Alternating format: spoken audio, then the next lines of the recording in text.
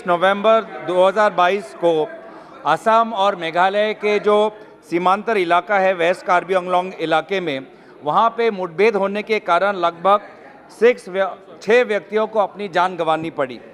Sir, बार बार हम देख रहे हैं कि असम और उनके पड़ोसी विभिन्न प्रदेशों के सीमांतर इलाकों में बार बार इस प्रकार की गतिविधियां हो रही हैं। सर, बहुत दुर्भाग्यजनक बात है कि कुछ महीने पहले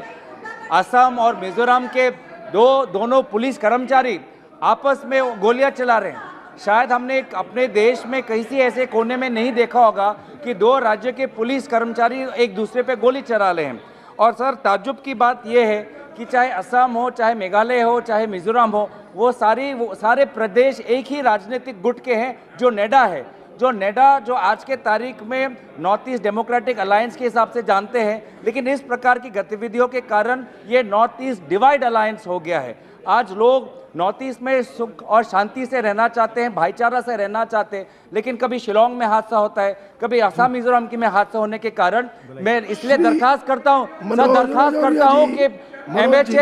MHA स्टेट गवर्नमेंट्स को 21 नवंबर 2022 को असम और मेघालय के जो सीमांतर इलाका है वेस्ट कार्बी आंगलोंग इलाके में, वहाँ पे मुठभेड़ होने के कारण लगभग 6 व्यक्तियों को अपनी जान गंवानी पड़ी।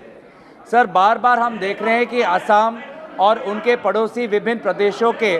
सीमांतर इलाकों में बार बार इस प्रकार की गतिविधियां हो रही हैं। सर, बहुत दुर्भाग्यजनक बात है कि कुछ महीने पहले